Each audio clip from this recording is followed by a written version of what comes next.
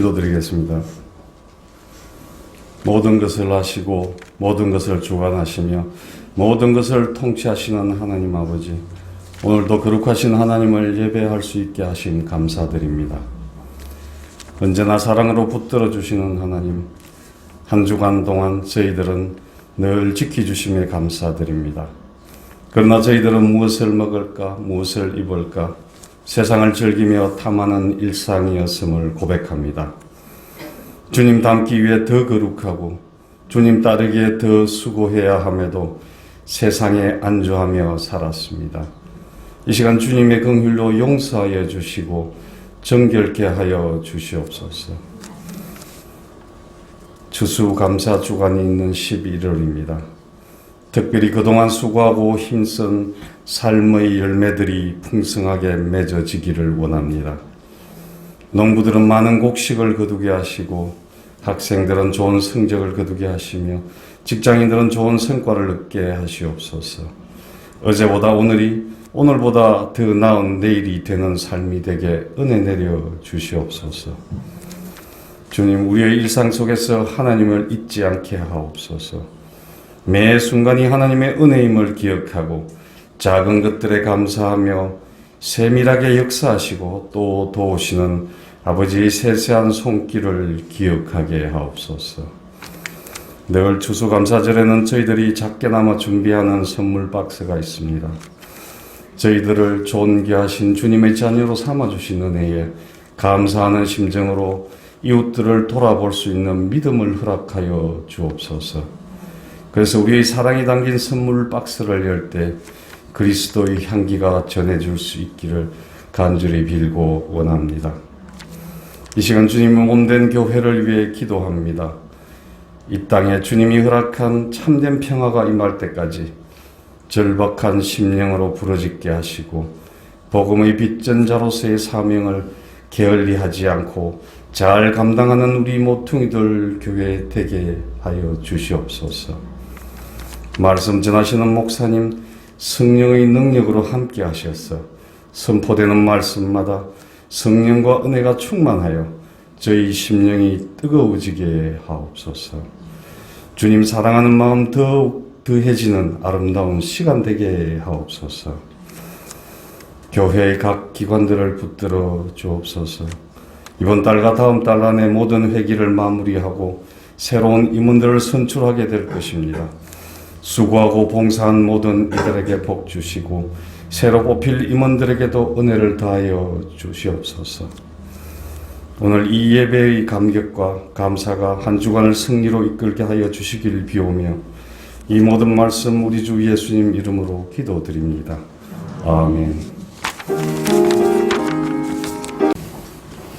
예, 귀한 찬양 감사합니다. 우리 하나님의 말씀 같이 보도록 하겠습니다. 히브리서 11장 5절에서 6절까지 있는 말씀입니다.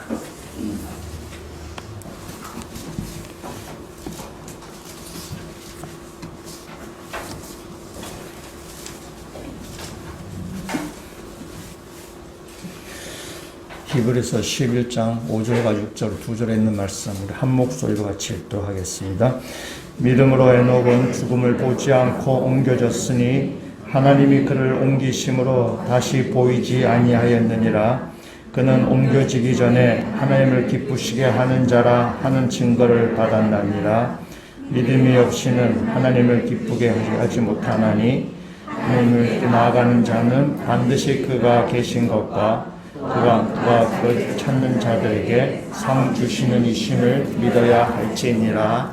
아멘.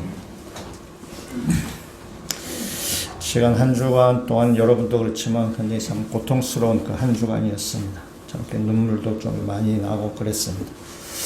국민들도 많이 화가 난 상태이고 또 정부도 많이 긴장된 상태로 이렇게 보여지게 됩니다.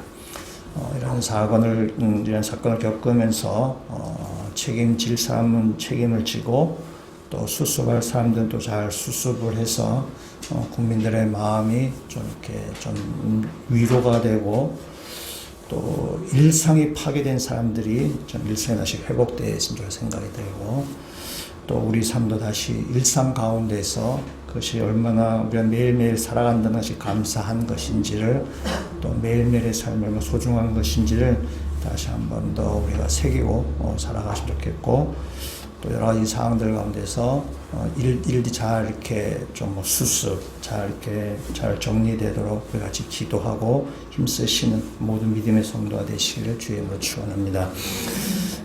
우리가 오늘은 에녹에 대해서 말씀 같이 보려고 하는데, 성경에 에녹에 대한 기록은 많이 있지 않습니다. 우리가 읽었던 히브리서, 다음에 창세기, 유다서 이렇게 세 군데 기록되어 있는데 아마 짤막짤막하게 기록되어 있습니다. 그래서 길지 않지만 오늘 이 시간에 그 성경 본문들을 좀 보면서 에녹에 대해서 우리가 보고 에녹의 믿음에 대해서 우리가 다시 한번 더 우리가 좀 살펴보는 그런 시간을 가지려고 합니다.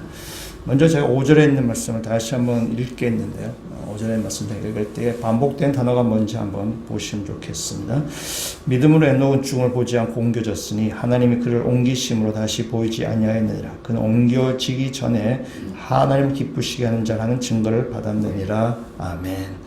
어떤 단어가 좀 반복이 되시나요? 네, 옮겨졌다라는 단어가 반복됩니다. 옮겨졌으니, 옮기심으로, 옮겨지기 전에. 옮겼다라는 말이 반복이 됩니다. 옮겼다라는 말은 우리가 잘 아는 것처럼 뭔가 이렇게 장소가 이동이 되었다는 뜻입니다. 그래서 이렇게 찬송가가 여기서 이쪽 옮겨졌다라고 할 때 우리 옮겼다라는 얘기를 합니다. 그래서 위치가 이동이 되었을 때 쓰는 말입니다. 근데 오늘 여기서 말하는 이 성경에서 말하는 이 옮겨졌다라는 이 말은 단순히 위치만이 변경되었다는 뜻이 아니라 변화가 일어났다는 뜻을 담고 있습니다.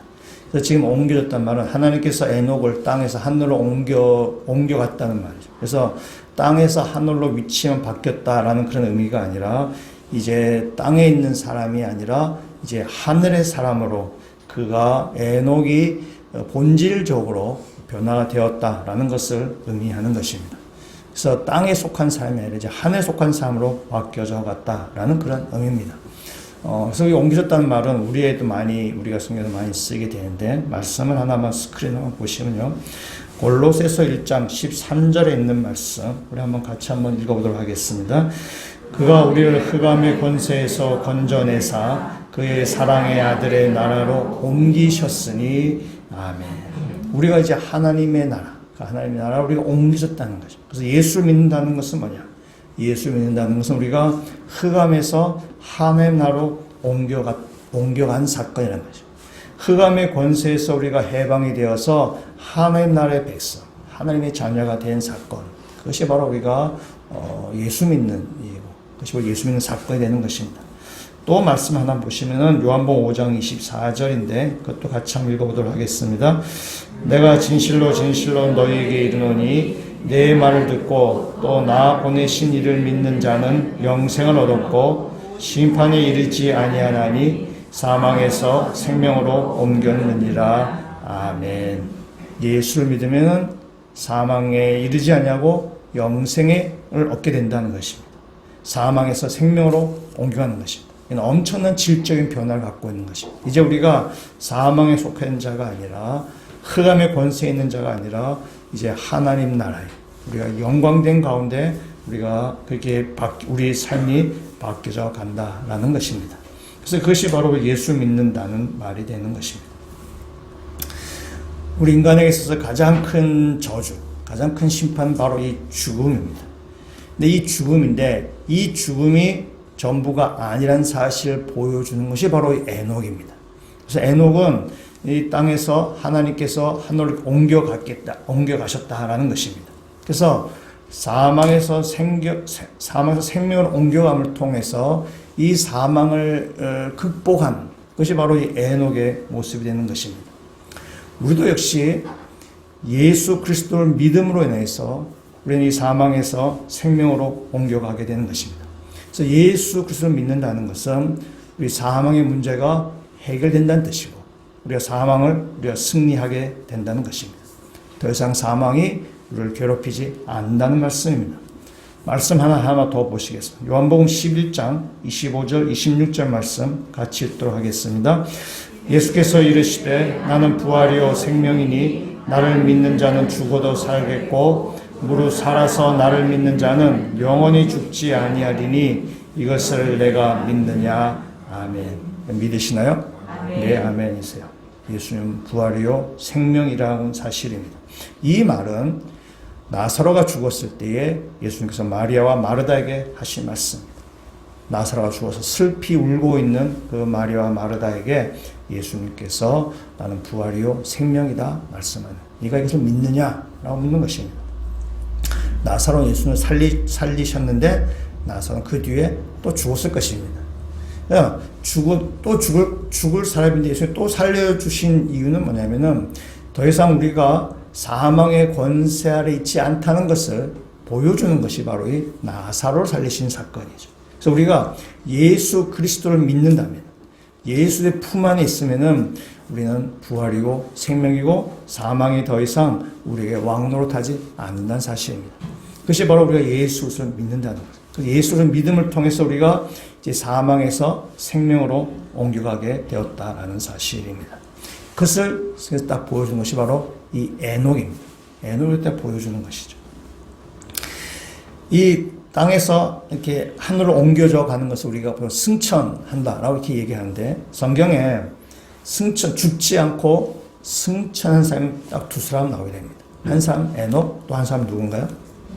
예, 엘리야입니다. 이 두 사람이 땅은 둘 다 뭐 애 비슷한 이름 갖고 있는 사람입니다. 애 정도 이름이 애가 좀 들어가야 되는데, 이 죽지 않고 하늘로 옮겨갔다는 것은 굉장히 영광스러운 일이죠. 딱 성경 두 사람밖에 나오지 않습니다. 구약 성경에 나오지 않는데, 엘리야를 우리가 생각해 보면은 엘리야는 그 바알의 선지자 850명과 맞짱을 떤 사람. 굉장히 아주 그 강력한 카리스마를 가지고 있고 강력한 능력을 가지고 있는 사람. 또한 엘리야 선지자는 그 북이스라엘에서 가장 악한 왕이었던 아합과 이세벨 때에 활동했던 선지자입니다. 가장 악한 왕과 대적에서 싸웠던 선지자, 능력이 있는 선지자라는 것입니다. 또한 엘리야는 죽은 아이를 다시 살아나게 한 기적을 행하기도 했었어요. 그러니까 엘리야는 능력이 있는 선지자입니다. 그래서 엘리야는 구약을 대표하는 선지자입니다. 그래서 예수님께서 변화산에 올라가실 때에 두 사람 옆에 있었죠. 하나는 모세, 하나는 엘리야. 구약 선지자를 대표하는 사람이 바로 이 엘리야입니다. 그런 능력의 선지자, 그런 아주 이렇게 막강한 어떤 능력을 발휘하고 악한 왕과 싸웠던 그러한 그 엘리야를 하나님께서 죽지 않고 하늘로 이렇게 승천해 가셨던 것은 그럴 수 있겠다. 그렇지. 그 정도 되니까 하시겠다라고 생각하실 수 있죠, 우리가. 근데 엘리야는 그렇다 치는데, 근데 에녹을 한번 보면은 에녹은 대체 뭘 어떻게 했길래 하나님께서 이렇게 죽지 않고 이렇게 하늘로 승천하셨는가 한번 말씀 한번 보도록 하겠습니다. 창세기 5장으로 한번 가보시겠습니다. 창세기 5장은 바로 에녹에 대한 이야기가 쭉 나오고 있습니다.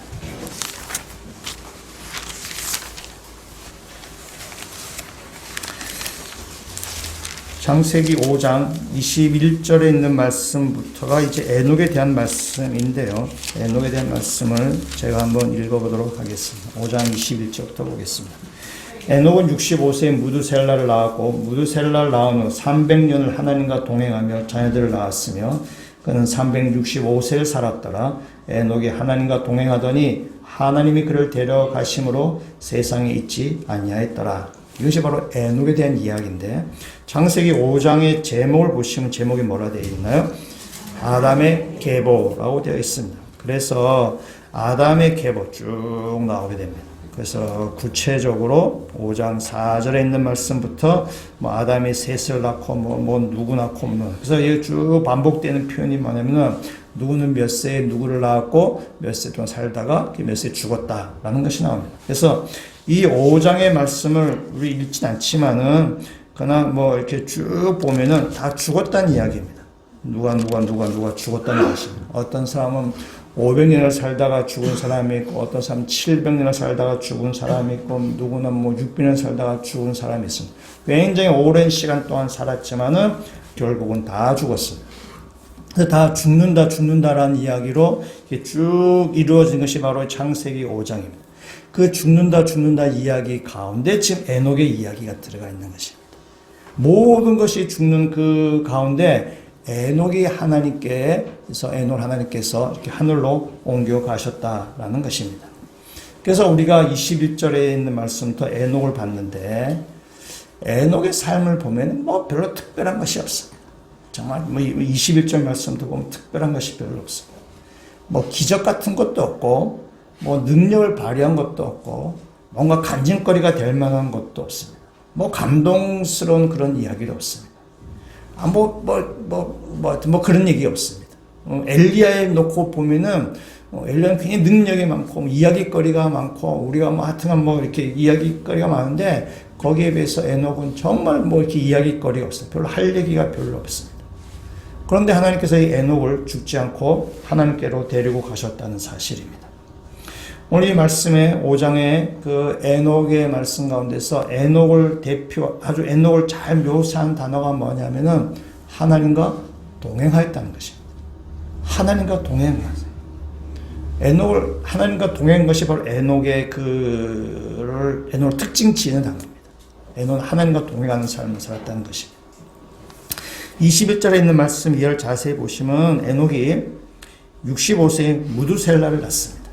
그리고 300년 동안 하나님과 동행합니다. 그러니까 에녹이 365세를 살았는데 젊었을 때 이 성경을 읽을 때마다 365일 동안 우리를 동행하신 하나님 뭐 생각하는데 전혀 관계없습니다.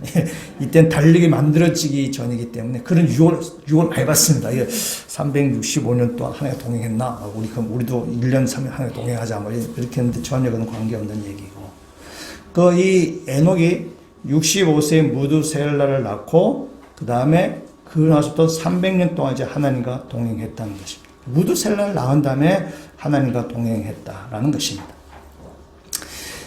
서울의 남서울교회 홍정교 목사님이 이제 담임하셨는데 홍정교 목사님 설교 중에 나온 자기 교회 어떤 분에 대한 그분이 어떻게 신앙생활 하게 되었는가 하는 이야기인데 이분이 이제 자기 큰 딸이 유치원을 이렇게 다니게 됐답니다. 유치원 다니는데 어느 날 자기 질문을 이렇게 하더래요. 그 유치원은 이제 천주교에서 운영하는 유치원이어가지고 아마 그랬던 것 같아요. 그래서 이 아이가 이제 질문했대요. 아빠, 하나님 정말 계시나요? 이렇게 물어봤다는 거예요. 자기가 교회 다니기 전이니까 안 계신다고 했다가는 자녀 교회도 별로 안 좋을 것 같기도 하고 자기가 좀 벌을 받을 것 같기도 하고 그래서 안 계시다는 말을 못 하겠고 그렇다고 계신다라고 말하려니까 제가 아는 것은 별로 없고 그래서 뭐 어버버버 하다가 이렇게 이제 출근했답니다. 출근을 했는데 하루 종일 그 아이의 질문이 막 이렇게 떠오르더라는 거예요. 과연 하나님이 살아계시나요? 뭐 이렇게 자꾸 질문이 떠올랐다는 거예요. 그러다가 이제 우연히 이제 홍 목사님 이렇게 만나게 되었어요. 만나서 서로 인사하는데 목사님이 자기가 이제 목사라고 소개하니까 이분이 목사시면은 하나님을 잘 아시겠네요 이렇게 물어봤다. 잘 알지요. 그래가지고는 그때부터 이제 좀 자주 만나서 이제 성경을 펼치고 이제 하나님에 대해서 또 예수님에 대해서 막 이렇게 얘기하게 되었답니다. 그때 이분이 예수님을 영접하게 된 것입니다. 영접하게 됐고 목사님이 설교에서 언급할 정도니까 이분 이름도 나오는데 언급할 정도니까 아마 이렇게 믿음이 되게 좋으신 분인 것 같습니다. 그러니까 이분은 자녀 때문에 그 예수님을 이렇게 영접하게 된 것입니다. 우리가 꼭 예수가 아니더라도 자녀 때문에 사람들이 바뀐 사람이 굉장히 많이 있습니다. 자녀를 낳고 나서 그 자녀 앞에 부끄럽지 않게 살아야 되겠다라고 사람들이 많이 다짐하게 되는 것입니다. 그래서 이 자녀를 통해서 인생이 바뀐 사람들이 꽤 있습니다. 에녹도 보면 그런 것 같습니다. 무두셀라를 낳고 이제 하나님 앞에서 그가 경건하게 살겠다라고 다짐하고 그래서 무두셀라를 낳고 나서 이제 하나님과 동행하는 삶을 살게 되었던 것입니다. 이 얘기에 대한 얘기는 잠시 뒤에 다시 한번 하도록 하겠습니다. 어떻든 간에 이 에녹은 무두셀라를 낳고 나서 그 후에 300년 동안 하나님과 동행하는 삶을 살았어요. 그것이 바로 에녹의 믿음의 특징, 에녹의 믿음의 모습입니다. 우리가 동행한다라고 이야기할 때 여러 가지의 동행이 있을 수 있습니다. 한번 생각해 보고서 먼저는 아버지와 어린 아이의 동행을 이야기할 수 있습니다. 아버지가 어린 아이를 데리고 놀이동산 같은 데 이렇게 가게 되죠. 놀이동산 가면 사람들이 워낙 많으니까 이 자칫하면 아이를 잃어버릴 수 있습니다. 근데 이 아이가 그 아버지가 아이의 손을 꼭 붙들고 있기 때문에 이 아이가 잃어버리지 않게 되는 것입니다. 아버지가 아이의 손을 꼭 붙들고 있기 때문에 이 아이는 안전하게 된다는 사실입니다. 그래서 이 아버지와 어린아이의 동행은 아버지가 꼭 붙잡은 손에 의해서 그 아버지 어린아이는 이렇게 동행할 수 있게 되는 것입니다. 그래서 아이는 아버지께 잘 다 완전히 맡기고 아버지께 의탁하고 그 동행을 하게 되는 것입니다. 우리가 인생을 살다 보면은 여러 역경을 만나게 되고 비바람을 만나게 되고 폭우를 만나게 되기도 합니다. 그럴 때마다 우리가 하나님 아버지의 손을 꼭 붙들고 있으면 안전하게 된다는 사실입니다. 하나님과 동행하면 어딜 가든지 겁낼 것 없습니다. 어디를 가든지 겁낼 것 없네. 이든지 홍수 함께 가려네. 그러죠. 우리가 하나님과 함께 예수님의 손을 꼭 붙들고 있으면 어딜 가든지 무엇을 하든지 겁낼 것이 없다는 사실입니다. 그것이 하나님의 동행을 얘기할 수 있어요. 또 하나 동행을 생각해 볼 때에 친구끼리 하는 그런 동행이 있습니다. 친구끼리 동행하게 되면은 친구끼리 이제 우리가 뭐 이렇게 시간을 잡아서 이렇게 멀리 여행을 가게 됩니다. 근데 친구끼리 여행을 갔다가 다툰 경우도 꽤 많이 있습니다. 아주 즐겁게 시작했던 여행인데 돌아올 때는 관계가 틀어지는 경우들도 있습니다. 특별한 친구끼리 좀 특별한 시간을 가져보려고 여행을 했지만은 때로는 최악의 시간이 되기도 합니다. 그래서 사람들 가운데 이렇게 얘기하죠. 아무리 친한 사이도 여행 같이 가지 마라. 이렇게 조언을 하기도 합니다. 또 시중의 책들 가운데는 여행을 떠나기 전에 가져야 될 마음, 뭐 그런 책들도 있습니다. 그래서 여행이 아주 특별한 시간을 가지고 즐거운 시간을 가져야 되는데 그것이 서로 간의 관계가 틀어지지 않도록 마음의 준비를 잘해라. 뭐 그렇게 조언을 주는 그런 책들도 있습니다. 그러니까 우리가 누군가와 이렇게 멀리 동행한다는 것이 이것이 생각보다 쉽지가 않습니다. 아버지와 아들처럼 이 힘의 역학 관계가 확실할 때는 상관이 없습니다. 그냥 아들이 아버지에게 의지하면 딱 되는 거죠. 근데 친구 관계처럼 힘의 역학 관계가 이렇게 대등하게 될 때는 그 사이에서 다툼, 갈등, 헤어짐 이런 상황이 발생해야 되죠. 왜냐하면 우리가 다 자존심이 있기 때문이죠. 지기 싫기 때문에 힘이 비슷한 사람끼리 뭐 동행을 하게 되면은 서로 주도권 싸움 때문에 서로 갈라지게 되는 경우들이 은근히 많이 있게 됩니다. 저희 아내가 저하고 제주도 여행을 갔었는데, 신혼여행 갔었는데, 저하고 이렇게 그때 어떻게 해서 저희 부부랑 딴 부부랑 같이 이렇게 날짜가 맞아서 같이 제주도 여행을 갔습니다. 그 제주도 신혼여행 갔는데 그때 제주도 여행에 저 서귀포 여미지라는 아주 비싼 굉장히 비싼 식물원에 갔는데 이 부부가 싸우고 나와요. 그날 싸워서 나왔어요. 우리 분위기가 이게 아주 모호한 거예요. 그래서 분위기가 모호해서 괜히 분위기가 아주 그래서 비싸게 들어갔는데 사진 한 방 찍고 나왔습니다. 여미 어떻게 생긴지 모르겠어요. 그러니까 서로 이제 신혼여행 가거나 뭐 부부 사이로 뭐 싸운 경우들이 많이 있는 거죠. 힘이 약간가 비슷하기 때문에 그렇습니다. 근데 그 부부는 잘 됐습니다. 좀 아주 성공적으로 목표 잘하고 그랬습니다. 세 번째 우리가 생각해보면 바라마시는 게 부부 사이에 하는 동행입니다.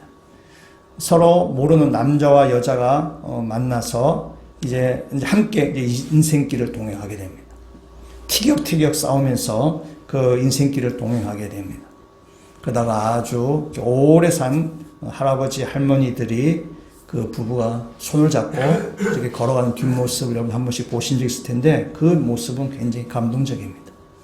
함께 오랫동안 싸우고 뭐 여러 가지 다툼과 아픔과 또 여러 가지 고비를 쭉 지나고 나서 이제 인생의 마지막 환혼길을 두 사람이 손잡고 걸어가는 그 뒷모습을 보는 것은 정말 아름다운 동행이에요. 성공적으로 부부관계가 이루어졌다. 성공적으로 그 부부가 성공적인 삶을 살았다라고 이야기할 수 있습니다. 인생의 모든 과정을 다 겪은 그 모습이 참 아름다운 그 동행이라고 얘기할 수 있습니다. 부부관계도 친구 관계처럼 힘의 역학 관계가 비슷합니다. 힘이 비슷하기 때문에 서로 갈등, 싸움, 서로 자존심, 그런 싸움이 굉장히 많이 있습니다. 그런데도 이 부부가 아름다운 동행을 이렇게 마무리할 수 있었던 것은 서로 뜻을 맞추려고 했기 때문에 그랬습니다. 서로 계속 자기 고집만 세우면은 그 부부 관계는 성공적이 될 수 없습니다. 서로 뜻을 맞추려고 할 때에 그 관계는 성공적이 되는 것입니다. 아모스 3장 3절에 이런 말이 있습니다.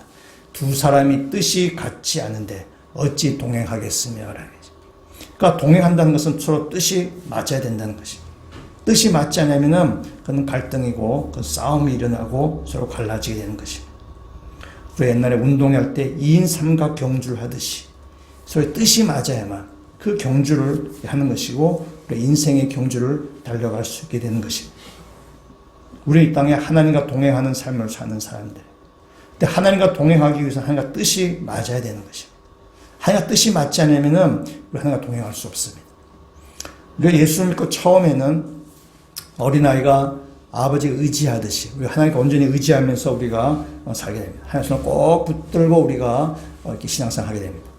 그러다가 시간이 좀 흐르면서 교회 생활 좀 익숙해지고 뭔가 이렇게 데려가면서 이게 조금씩 우리의 죄된 본성이 튀어나오기 시작하게 됩니다.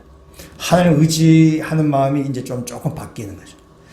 그전까지 하나님의 손을 꼭 붙들고 갔는데 이제는 그 손을 안 붙잡기도 하게 됩니다. 뭔가 이렇게 좀 죄된 본성이 이렇게 튀어나오게 되는 것입니다.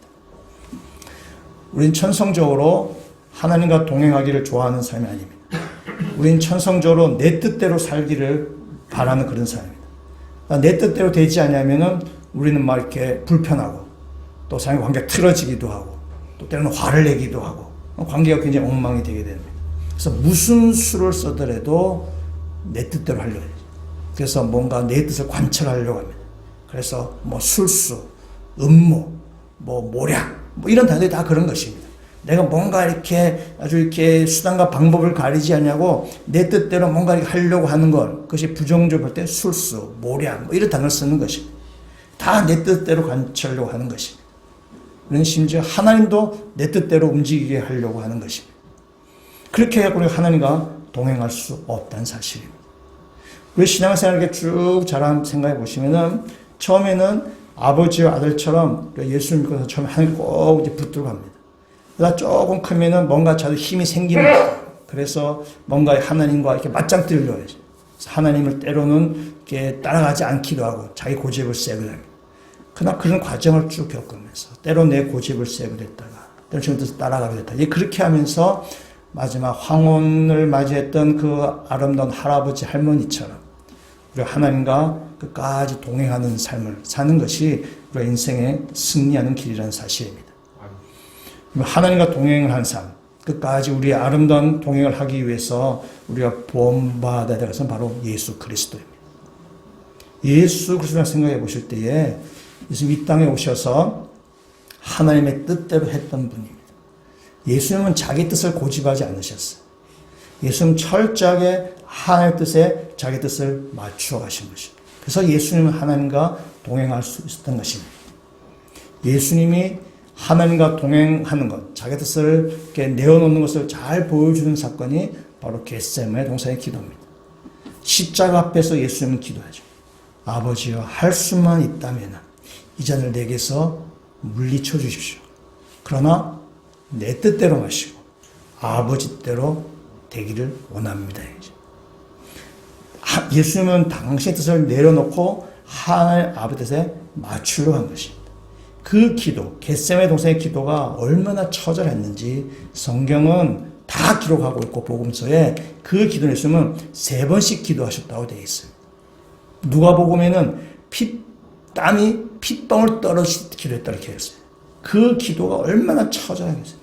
자기 뜻을 내려놓고 하나님께 맞춘다는 것. 이건 정말 처절한 몸부림입니다. 우리도 마찬가지로 우리가 하나님과 동행한다는 것은 그 하나님과 동행을 우리가 성공하기 위해서는 하나님 뜻을 맞춰야 되는데 내 뜻을 내려놓고 하나님께 맞춘다는 것이 결코 쉽지 않은 싸움이라는 것입니다. 그러나 우리가 그런 싸움을 해 나가면서 우리가 점점 하나님 뜻을 맞춰갈 때에 우리의 인생은 하나님과 아름다운 동행이 되고 하나님께서 칭찬받는 우리 인생을 살 수 있게 된다는 사실입니다.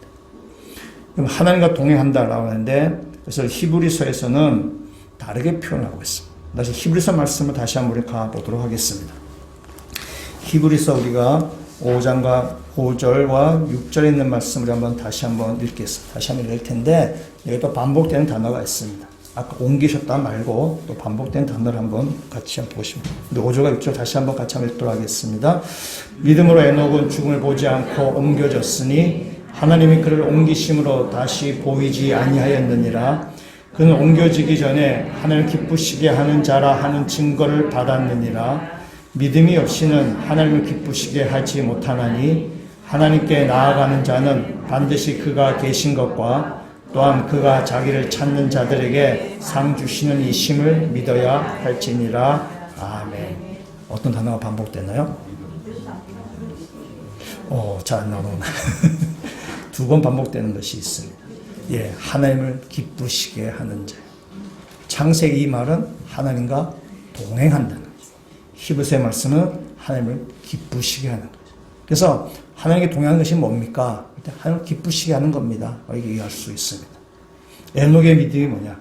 하나님을 기쁘시게 하는 삶이죠. 그게 바로 하나님과 동행하는 그런 모습입니다. 많은 신자들이 교회에 왔다가 교회 문으로 나가면서 인사. 하나님 일주일 동안 잘 계십시오. 다음 주에 뵙겠습니다. 하나님께 인사를 하고 가는 거죠.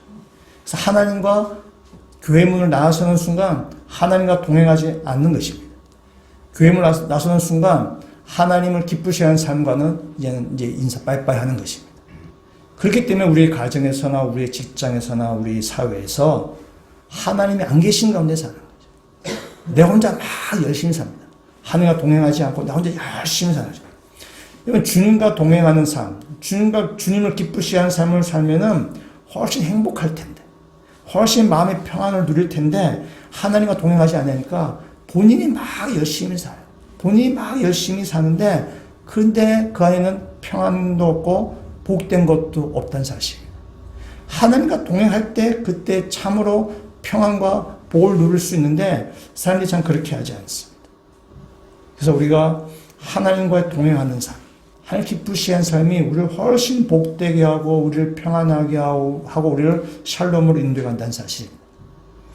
오늘 히브리서 말씀 우리가 11장 말씀을 보고 있는데 히브리서 11장에 제일 처음으로 나온 사람이 바로 지난주에 봤던 아벨입니다. 아벨의 믿음을 한 단어로 얘기하면 그건 바로 예배하는 삶입니다.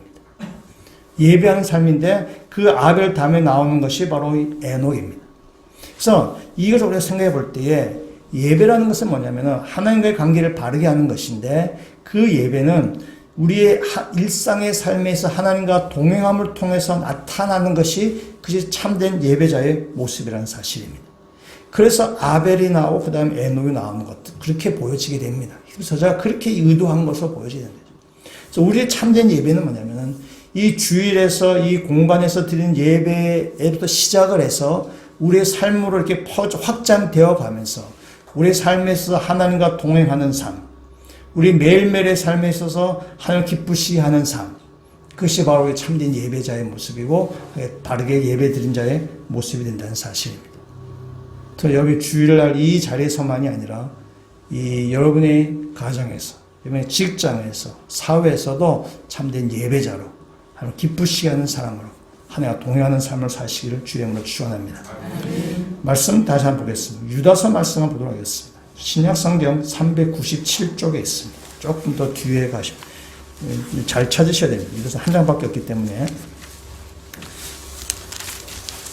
397쪽에 에녹에 대한 이야기가 나옵니다. 유다서 14절 말씀 우리가 같이 한번 읽도록 하겠습니다. 아돔의 7대 손 에녹이 이 사람들에 대하여도 예언하여 이르되 보라 주께서 그 수만의 거룩한 자와 함께 임하셨나니 아멘. 에녹이 아돔의 몇 대 손인가요? 네, 7대 손입니다. 이 유다서는 7대 손이라고 기록되어 있습니다. 약간 또 여러 가지 논란이 있는데 어떤 그렇습니다. 여러분 에녹이 아까 누구를 낳았다 그랬죠? 예, 무두셀을 낳았습니다. 무두셀라를 낳고 무두셀라는 라멕을 낳고 라멕은 노아를 낳습니다. 노아는 여러분이 잘 아는 것처럼 홍수 심판 때 홍수 심판입니다. 그러니까 이 에녹은 노아의 고조 할아버지가 되는 것입니다. 여러분 노아 시대가 얼마나 타락했나요? 하여서 홍수로 그 세상을 싹 쓰러뜨릴 정도로 세상이 타락한 것입니다. 근데 노아 시대만 타락했냐? 그렇지 않습니다. 아담 이후로 점점 타락해 간 것입니다. 그래서 아담 이후로 점점 타락해서 이 에녹, 아담의 7대 손 에녹 때까지 계속 타락해 가고 있었고, 에녹의 그 고손자, 그때 비로소 이제 하나님께서 홍수로 심판한 것입니다. 15절 말씀 다시 한번 읽어보도록 하겠습니다. 이는 무사람을 심판하사 모든 경건하지 않은 자가 경건하지 않게 행한 모든 경건하지 않은 일과 또 경건하지 않은 죄인들이 주를 거슬려 한 모든 완악한 말로 말미암아 그들을 정죄하려 하심이라 하였느니라. 아멘. 이 말씀 에녹은 지금 타락한 세상에 대해서 아담 이후로 점점 타락해간 이 세상에 대해서 하나님의 심판을 선포하는 말씀입니다. 경건치 않은 사람들이 하는 경건치 않은 일들을 하나님 심판하시겠다. 경건치 않은 사람들이 하는 경건치 않은 말들을 하면서 심판하시겠다. 그러니까 경건치 않은 사람을 하면서 심판하시겠다는 말씀이에요. 16절 말씀도 에녹 시대 얼마큼 악한 시대인지를 이야기하고 있습니다.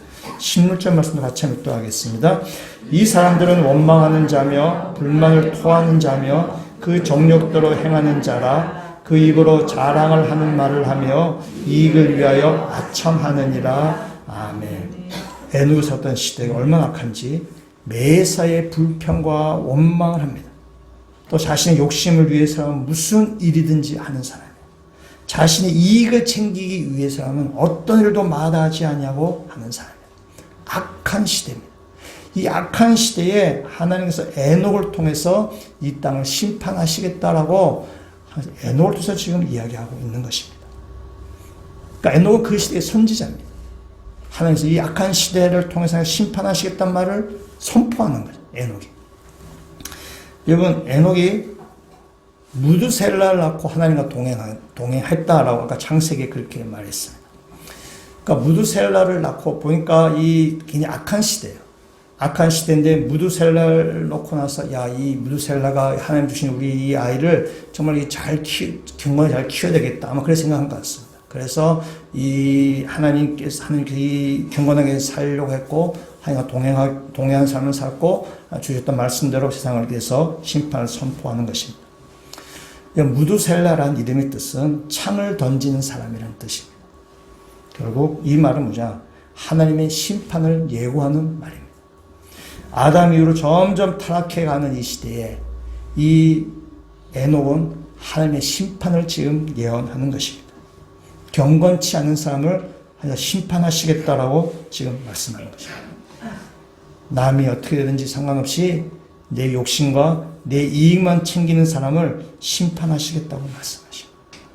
그래서 하나님께서 에녹을 통해서 세상을 심판하시겠다고 말씀하셨고 무두셀라 이름을 통해서 심판을 다시 한번 말씀하시고 그리고 예고하신 대로 하여서 노아 시대 때 가서 홍수로 심판하시는 것입니다. 에녹 시대가 악한 시대인 것이죠. 에녹의 믿음을 가졌던 시대, 하나님과 동행했던 시대가 평화로운 시대가 결코 아닙니다. 악한 시대예요. 죄가 관영했던 그 시대. 하나님의 심판이 임박했던 시대가 바로 에녹이 살던 시대입니다. 그 죄 많은 세상에, 그 타락한 시대에 에녹은 하나님과 동행하는 삶을 살았던 것입니다. 자신의 쾌락과 출세를 위해서 살던 시대에 에녹은 하나님을 기쁘시게 하는 삶을 살았던 사람입니다. 우리가 살던 시대와 결코 다르지 않습니다. 에녹이 하나님과 동행했다는 것이 그냥 하나님과 동행했구나 그것이 아니라 그 시대가 얼마나 타락한 시대고 하나님의 심판이 코앞까지 임박한 시대고 다 자기의 쾌락과 자기 유익을 위해서 살던 그 시대에 에녹은 하나님과 동행하며 하나님 기쁘시게 하는 삶을 살려고 했던 사람이 바로 에녹이라는 사실입니다. 우리 다시 히브리서 11장 말씀 다시 돌아가셔서 아까 본 것처럼 히브리서 11장에 제일 처음으로 나오는 사람은 바로 아벨입니다. 아벨은 앞에 예배를 드렸는데 그 예배를 드리다가 가인에게 죽임을 당했습니다. 억울한 죽음이에요. 정말 억울한 죽음입니다. 그리고 나서 에녹으로 넘어오게 됩니다. 에녹은 하나님의 집으로 옮겨짐을 당했어요. 죽음을 이긴 것입니다. 그것이 바로 에녹입니다. 그래서 아벨과 에녹을 같이 놓고 볼 때 이것은 예수 그리스도의 모형이 됩니다. 예수 그리스도는 십자가에서 죽임을 당하셨습니다. 예수는 죄가 없으신 분이시지만은 십자가에서 죽임을 당하셨습니다. 억울한 죽음을 당한 것입니다. 죄 많은 사람들에 의해서 그냥 죽임을 당한 것입니다. 그러나 하나님께서 예수 그리스도를 다시 살리셔서 하늘로 올리셨다는 사실입니다.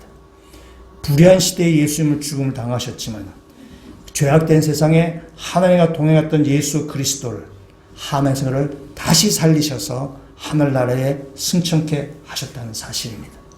그것이 바로 예수 그리스도의 모습이죠. 또한 이 아벨과 이 에녹의 모습은 바로 우리 그리스도인의 모습이기도 합니다. 우리는 이 불의한 세상에 우리는 살고 있습니다. 죄악된 세상에 살고 있습니다.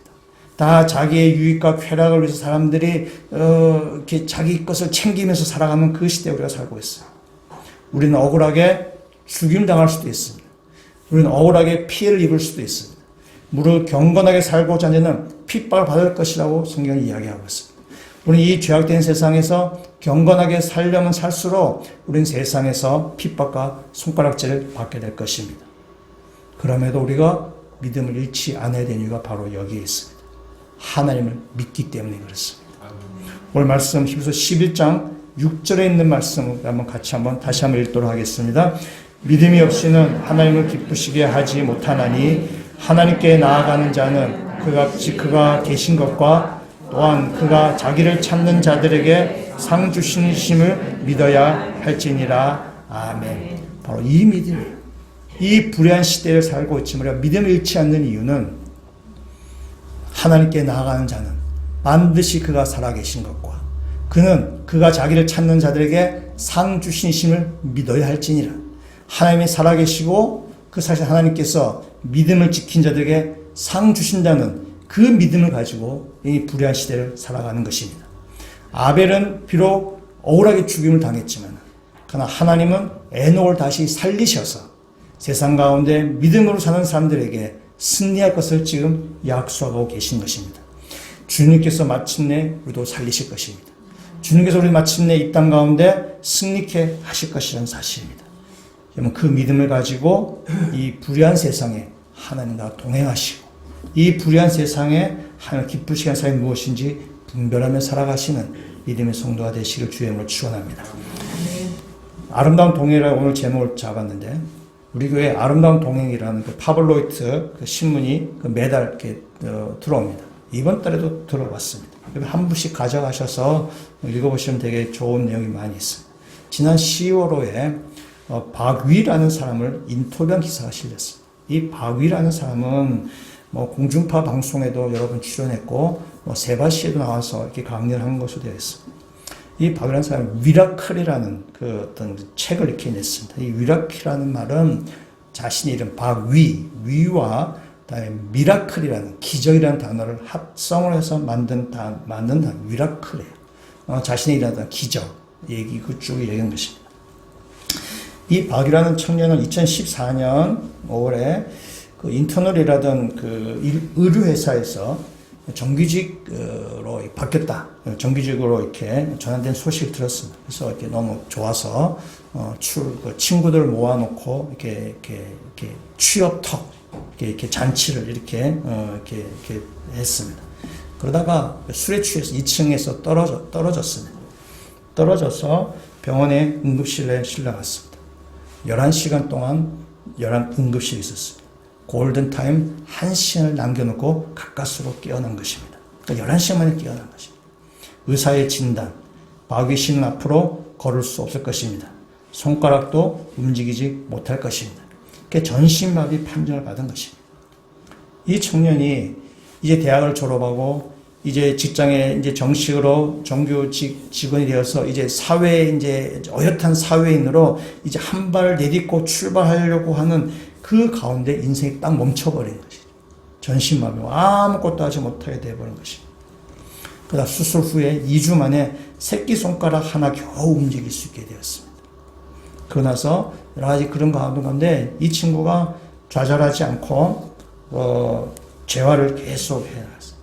그래서 완전히 그 폐허가 된 자기 육체를 끌고 이제 막 재활을 막 하려고 막 하는데 이 친구의 그 인터뷰 기사에 이렇게 적고 있습니다. 절박해지니 병원 기도실을 찾게 되었어요. 다시 일어나게 해달라고 간절히 기도했죠. 사실 저 자신을 위한 기도였는데 하다 보니 제가 다른 환자들을 위한 기도를 하고 있더라고요. 중보 기도라고는 해본 적도 없는 제가 1시간이나 넘게 울면서 기도를 하게 되었습니다. 그때 하나님께서 이런 마음을 주셨어요. 위야, 너처럼 몸이 아픈 사람들과 정신으로 고통받는 이들에게 내가 희망이 되어 주어라. 그 말을 제가 듣고는 그 기도 가운데 정말 재활에 정말 열심히 하죠. 그래서 4년 동안 열심히, 말이 4년이지 4년이면 엄청난 세월이죠. 대학교가 4년인지. 그래서 그 4년 동안 부단한 노력 끝에 스스로 휠체어를 끌고 11km를 가게 된 거죠. 전신마비였는데 새끼손가락 하나 움직일 수 없는 그런 상태에서 별로 감동 잘 안 하시는데 굉장히 감동스러운 일입니다. 11km에서. 그 인터뷰 기사 보면 이렇습니다. 포크가 아닌 나무젓가락으로 다시 맛보는 라면의 맛을 평생 잊을 수 없다라는 것이죠. 밥을 먹고 세수를 하고 대소변을 보는 일이 당연하다고 생각했는데 자기가 스스로 용변을 볼 수 있다는 것에 대해서 감사한 마음이 생겼다고 합니다.